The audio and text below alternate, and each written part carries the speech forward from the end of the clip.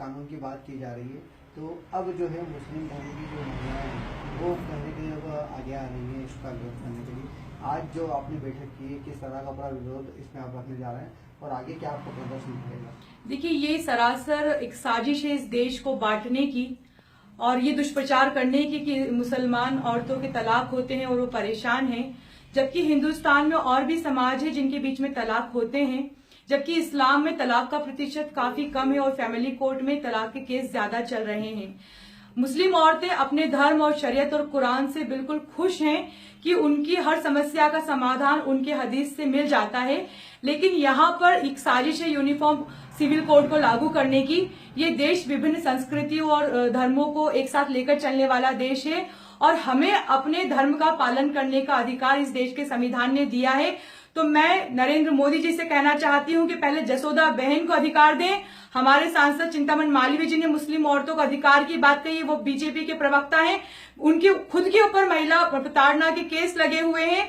तो इस तरीके से जो लोग स्वयं महिलाओं को सम्मान नहीं दे पाए हैं वो मुसलमान औरतों के सम्मान की बात नहीं करें, क्योंकि हमारी मुस्लिम औरतें, हमारा समाज और जो जिस तरीके से इस्लाम है वो खुद सबसे ज्यादा अधिकार और सम्मान देने के काबिल है कि ऐसे लोगों को शोभा नहीं देता है जो अपनी खुद की पत्नी को बगैर तलाक के छोड़ देते हैं और मुसलमान औरतों के अधिकार या हक की बातें करते हैं। मुस्लिम धर्म के जो जानकार है, जो इस्लाम इमाम या हाफिज जो लोग हैं, वो कहीं न कहीं इस अधिकार का सम्मान कर रहे हैं, क्या इसमें बदलाव होना चाहिए?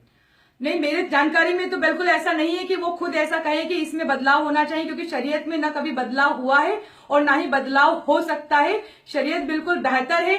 शरीयत का पालन करने वाले लोग गलत हो सकते हैं, लेकिन शरीयत किसी भी हिसाब से गलत नहीं है। हाँ, औरतों को उनके अधिकार के लिए अवेयर करना चाहिए। ये काम मौलवियों का, इमाम का है कि वो आगे आए और औरतों को उनके अधिकार सिखाएं कि किस तरीके से तलाक होता है और उनके क्या अधिकार हैं। ये सारी जानकारियों को बढ़ाने की जरूरत है, लेकिन ये देश का मुद्दा तलाक नहीं होना चाहिए। देश का मुद्दा चाय, गाय और अब तलाक पर आकर अटक गया है। अगर हमें औरतों के अधिकार की बात करना चाहिए तो हर धर्म के औरत के अधिकार की बात करना चाहिए। मुस्लिम इस तरीके से मुस्लिम तलाक को फोकस नहीं करना चाहिए। आप 3 तलाक का जो कानून है उसको स्वीकार करते हैं? जी बिल्कुल, हम लोग 3 तलाक के कानून को स्वीकार करते हैं। मुस्लिम पर्सनल लॉ बोर्ड का जो कानून है उसे स्वीकार करते हैं। हदीस, शरीयत और कुरान पर चलने वाले कानून को हम स्वीकार करते हैं। यदि आगे सत्ता के दबाव में भी कुछ बदलाव करने की स्थिति बनती है तो क्या विरोध रहेगा? देखिए, ये विरोध तो मतलब बहुत बड़े तादाद में हो जाएगा। 17 करोड़ मुसलमान इस देश में रहते हैं और तुगलकी, फरमान, तानाशाही इस देश में नहीं चलेगी। हम हर धर्म के लोगों को अपने धर्म के हिसाब से पालन करने का अधिकार है और ये इस अधिकार को छीनने की ताकत न इस वर्तमान सरकार में है, न नरेंद्र मोदी जी में है, न किसी में है।